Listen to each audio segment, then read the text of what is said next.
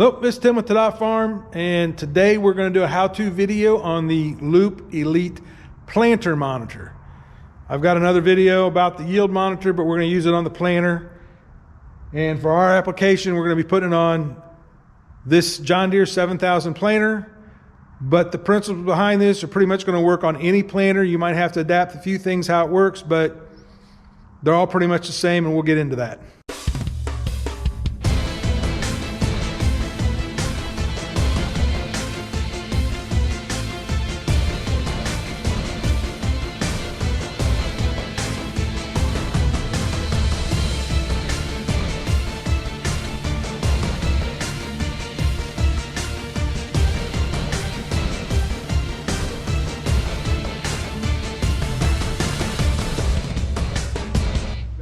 First thing you're gonna have to do, obviously, you're gonna have to remove the seed boxes because you're gonna get to the seed sensor that's down here.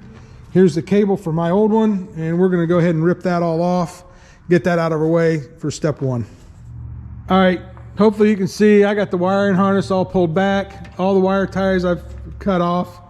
So it's free hanging here. I'm gonna need to get the impact and the wrench. I'm gonna bust these off to get this off so I can get it out of there. I believe that's 9/16 here. We're going to take that one off. I've got to get the tape off of here so I can unplug it. So I can fish, well, I can just slide those out of these. And then we can fish that down through here and we'll be able to get this out. You probably all know how to get seed tubes out of these. This little pin right here, there you go, comes out of that. That just slides out of here. And I'll probably need two hands to get this out of here, but now that seed tube's freed up and I can pull that out of there. Sorry guys, I'm really struggling with batteries today. They're getting cold. Back here, it's thicker. Hopefully saw the first part of that, but it's thicker so it slides out of there and it goes in there like this. And this little pin right here, or hook, sets on a pin down there, and that's what keeps it in place. What I had happen a couple years ago was all this dirt, dust, grime, years of planting piled up in here, and I couldn't pull these up, and I really struggled getting the dirt broke up out of these where they come out. But since I've done that, it comes out real easy. But I figured I better tag that in here real quick. So we're gonna roll the harness out of here. We got all these out and setting over here. So we'll get ready to start putting this other harness in here in a second. Got these from Shoops. Hopefully that focuses enough you can see it. There's a list of planters that this seed tube works on.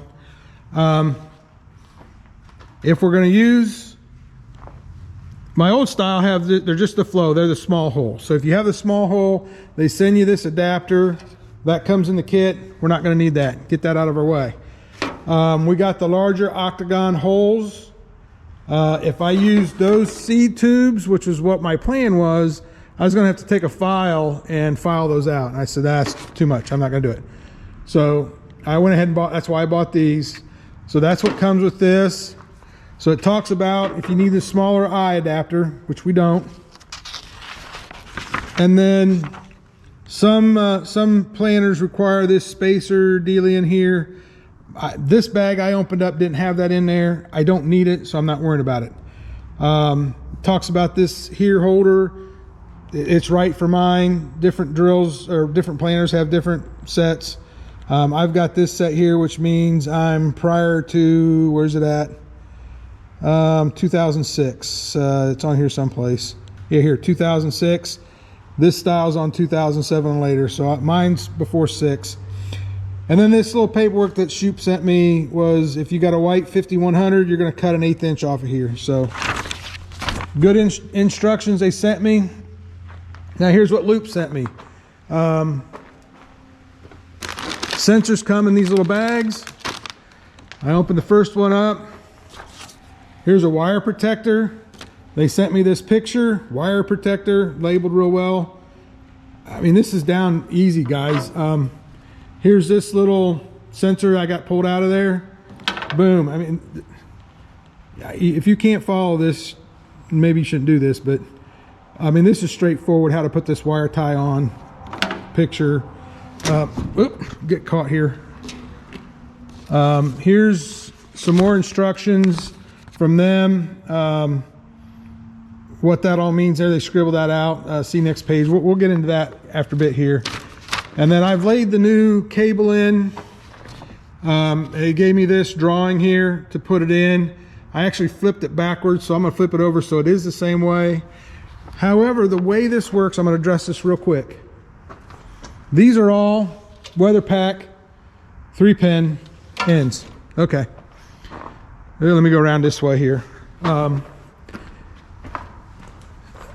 This is pretty state of the art, pretty cool. Let me get to the end of this.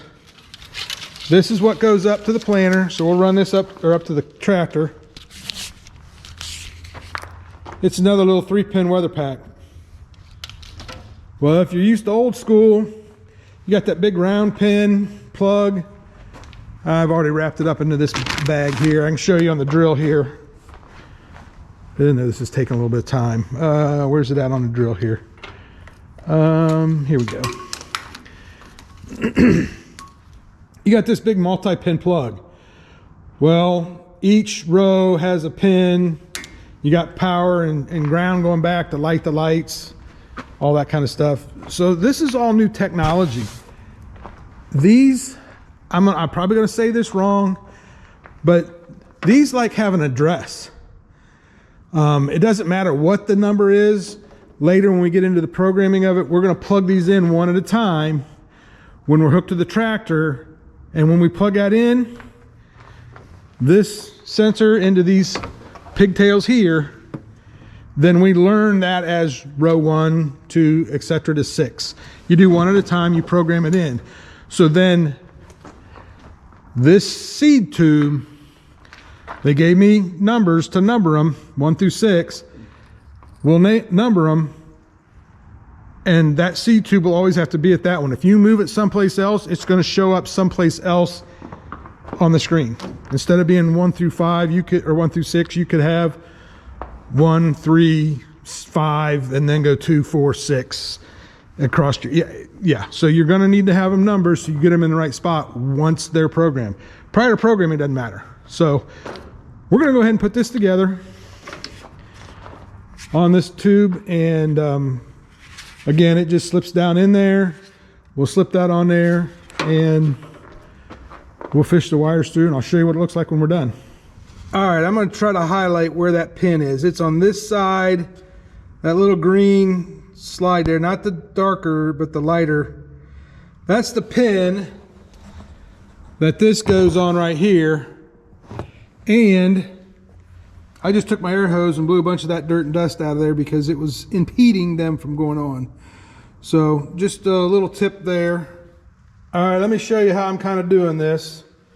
Going back into that same wire bracket there to hold the harness, using wire ties to wherever I can to hold things up. This is my wire for the lights. And I got lights on the, I added them, that didn't come on here, but we put them on here.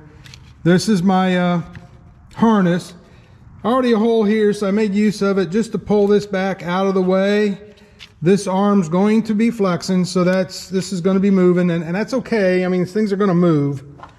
But I want to stay out of this spring, so trying to hold things around. This will plug together here, and it'll have plenty of room to be moving. Just made use to tie this excess up here. I'm using these little, this was a plastic tube that was on the old monitors that came up through here. I'm just using a short piece here to just for rubbing, so it doesn't rub right there. Reused that bracket right here. Hole here for a wire tie, and I'm trying to keep it to that side because the meter's got a bracket that goes right here, and got my pin back in. So that's how I'm putting them in. This would be a good time to kind of go over the tools I'm using. Any bolts or any nuts or anything I'm taking off, anti-seize back on. Just thing I do. A light's helpful.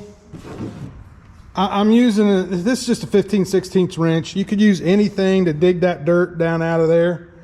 That's just happened to be what I have out here. Needle nose. This is a 9/16 ratchet. Just take this bolt off. This one here I'm using an impact on. It's a 5/16. And then I got a pair of nibble cutters type thing, wire cutters. That's what I'm cutting all the wire ties off with. So that's what we're doing. Utility knife's nice. You're gonna need extra wire ties. I have bags of wire ties. They give you 3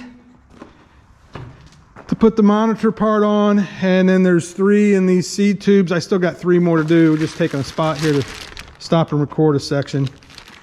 But yeah, there's 3 in here and 3 there. You use 2 to put that on, and then I'm just using a couple extras that they're not supplying. So there's how it's going so far. Not sure how I'm gonna do the program yet, and I'm not sure how I'm gonna make this work yet. We'll have to figure that out, but I'll let you see what we do. So stay tuned here.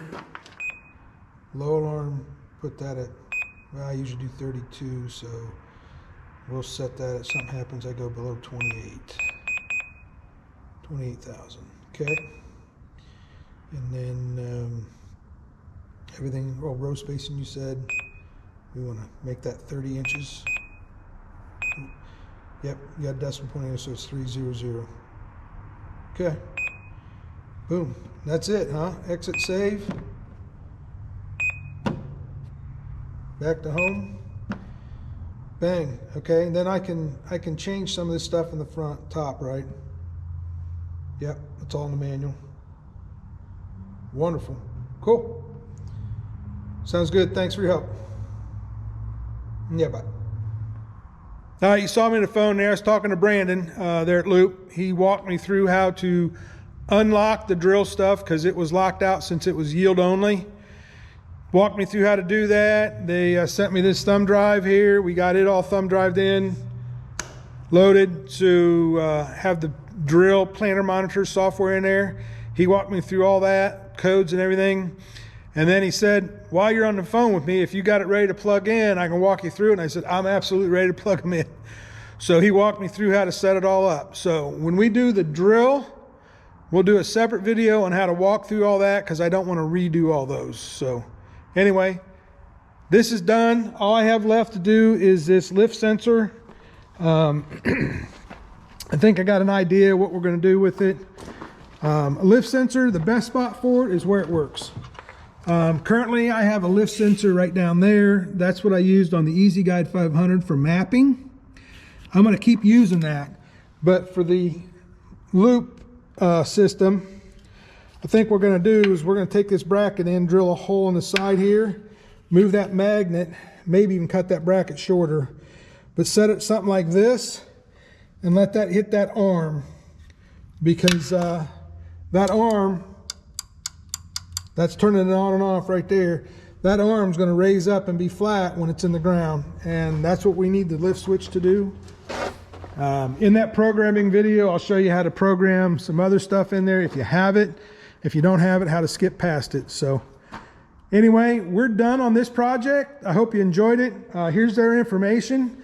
Give them a call if you got questions or want to know more about it.